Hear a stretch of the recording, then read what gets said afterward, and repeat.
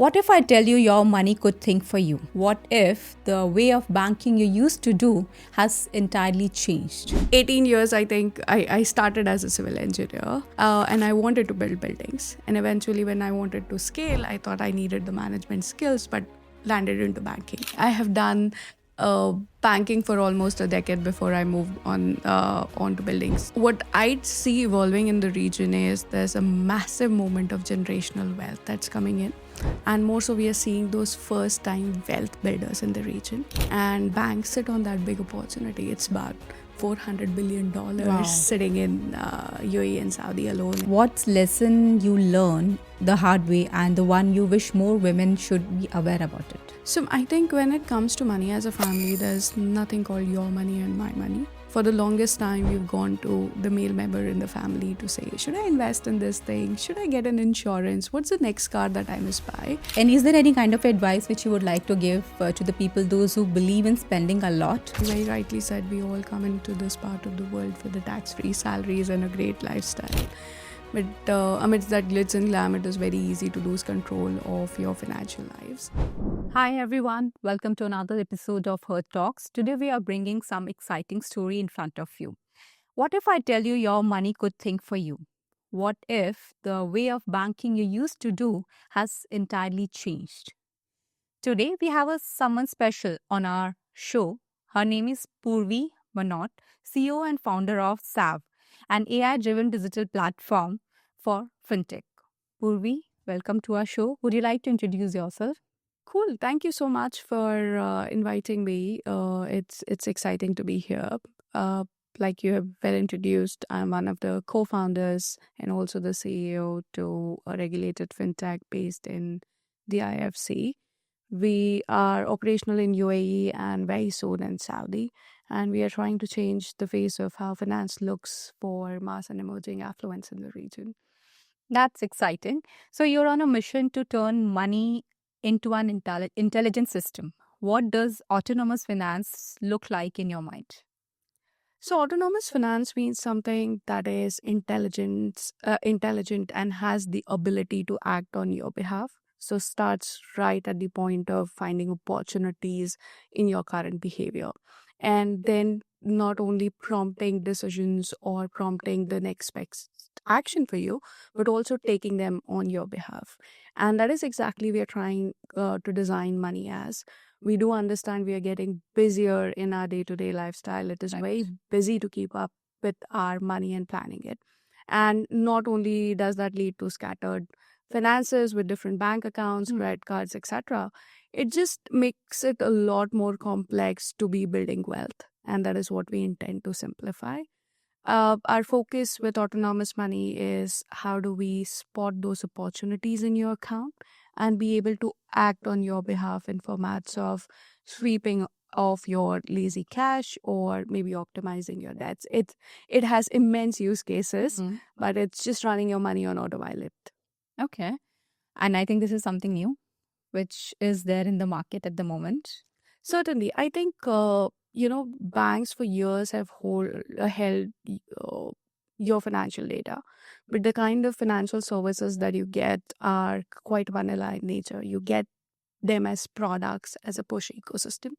Where we are trying to disrupt the entire ecosystem is by saying that you don't need another product unless it's an identified need. You need not be push products, but money should come closer to your lifestyle. And that is where data and AI can play a big role. And if you're able to build at the intersection of that, that could be the next big move for an individual. So you just mentioned that data and AI can play a crucial role in one's life. But what do you think? What could be the major myths people are? It's there in people's mind about finance or AI in finance. So I think for most cases, AI that's used in this part of the world are kind of the wrappers over GPTs. And that's where people have that lack of trust in the ecosystem that do I feed in my data onto an open platform and would that give me something which I can actually execute?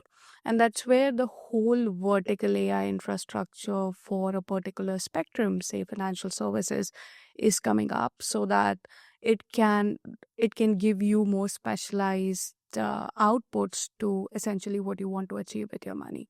So I think as we move forward in this entire journey of AI in the region, people are going to become more and more comfortable about how their data is being managed and what kind of outcomes they can actually achieve. Okay, but if I'll ask you that, if you could redesign one of the feature of traditional banking overnight, what it would be? Oh, there would be so many. I mean, I have done uh, banking for almost a decade before I moved on to building Save, and I mean, all of them were 0 to 1 products.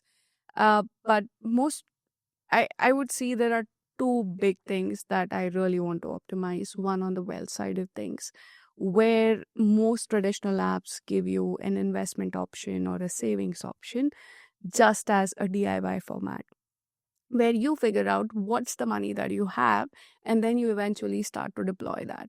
What we are trying to get into, or probably what I'd like to get into personally, is the ability to find out where your money is.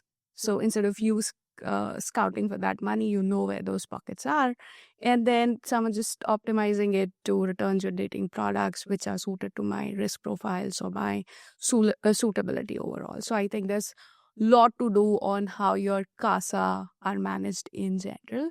And banks sit on that big opportunity. It's about $400 billion sitting in UAE and Saudi alone in individual current and savings accounts. So, money is a kind of a topic where people talk in a very hush hush voice. They generally don't like to discuss a lot about it. Who is it? This is what Uh-huh. I have observed, and this is what people generally talk. Right. Because that is why this is also one of the reason why it is still a topic where needs to discover a lot. Right. So, what is a small money habit you wish that more people in the GCC would adopt? Um, I think it's a lot about how do you look at your money as an overall uh, system. It's not about pocketing money into savings, investments, and then trying to do or live a lifestyle with the rest. It's quite holistic in nature and it's quite evolving. What what I'd see evolving in the region is there's a massive movement of generational wealth that's coming in, and more so we are seeing those first time wealth builders in the region. And one of like each of us being some of those first time wealth builders, we need to get better suggestions. We need to find an intelligent systems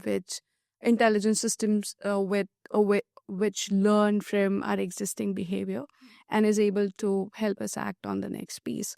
So it has to be constantly learning from what you've done in the past and recalibrating it for the next best product that can help you reach your goals. Okay. Purvi, I want to understand one thing from your end. As a woman leading in AI and fintech domain, what lesson you learned the hard way and the one you wish more women should be aware about it? I think it's taking up the opportunities that come your way. I would rather than, focusing on what we do on AI or technology as such, one thing remains to be constant that you need to be constantly learning uh, and upgrading yourself from all aspects. But what's more important is constantly building a network which helps you grow either as mentors, either as people who'd want to sponsor your journey as you move forward in your career, or even would get you started again if you've taken a break, right? So it is.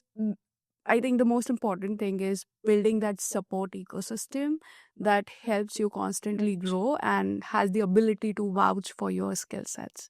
Absolutely. And I think this is a great advice for most of the startup owners, female startup owners, I guess. We should try to build that network or ecosystem around ourselves so that we'll get more support in terms of learning, mentorship. It could be anything. Right. Okay. So you are a co founder as well as a CEO. What What's that one boldest move you have taken as a CEO that changed everything? I think you constantly do things which change the direction of the company. I would say the hardest problems come to you, so you're not Mhm. solving the normal ones. That's everyone's issue. Uh, but having said that, trusting your people and building a great team is an important element as you grow and scale.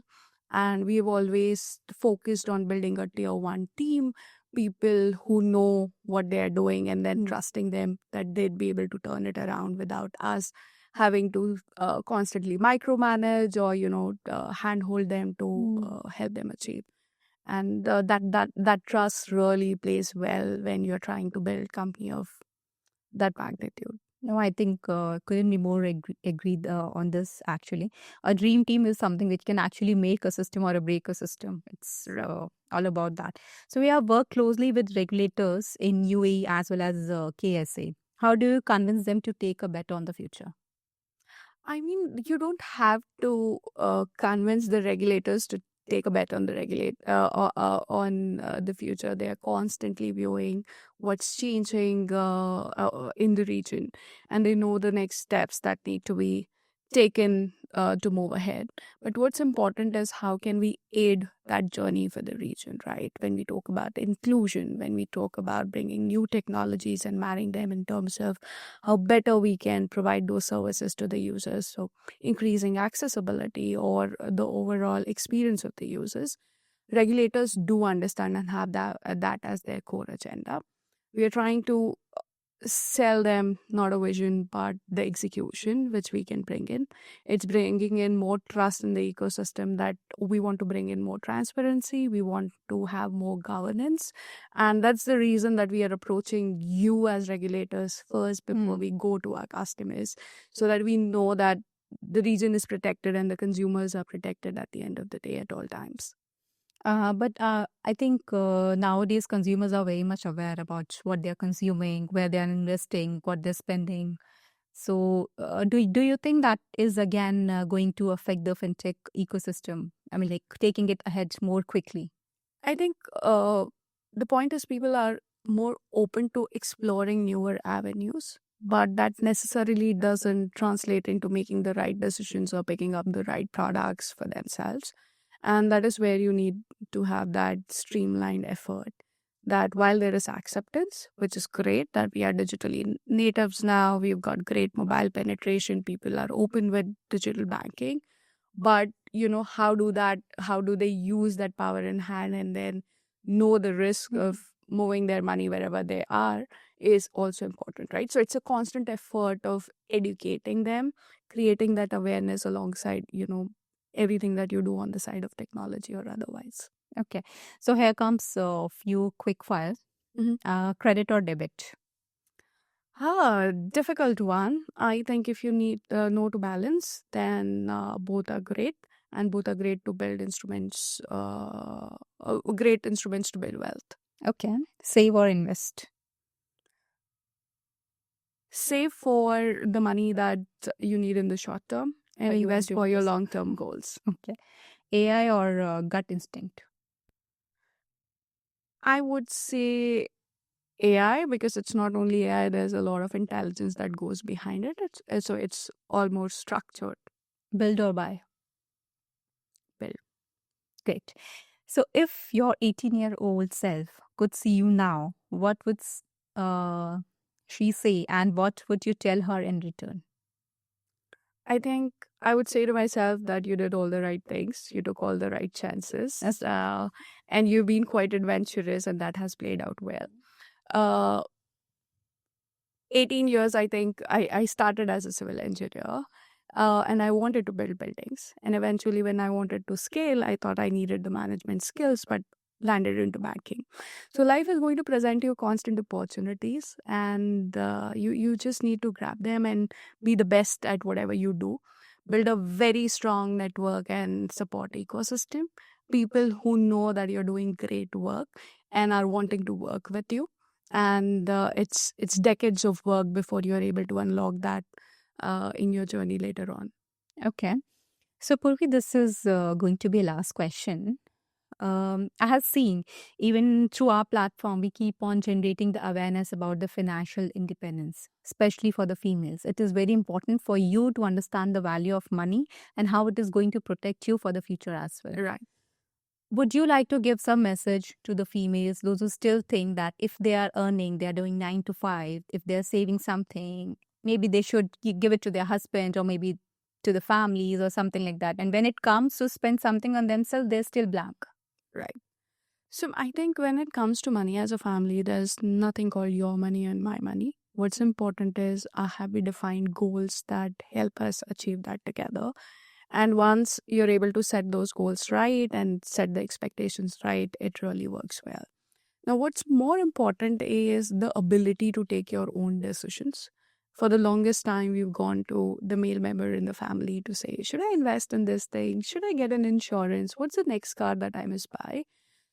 Getting technical is not difficult. Learning is not difficult. Right. These are the decisions which can be aided by a lot of factors beyond the male members in your family. So not distinguishing, but the point is you can make your own decisions.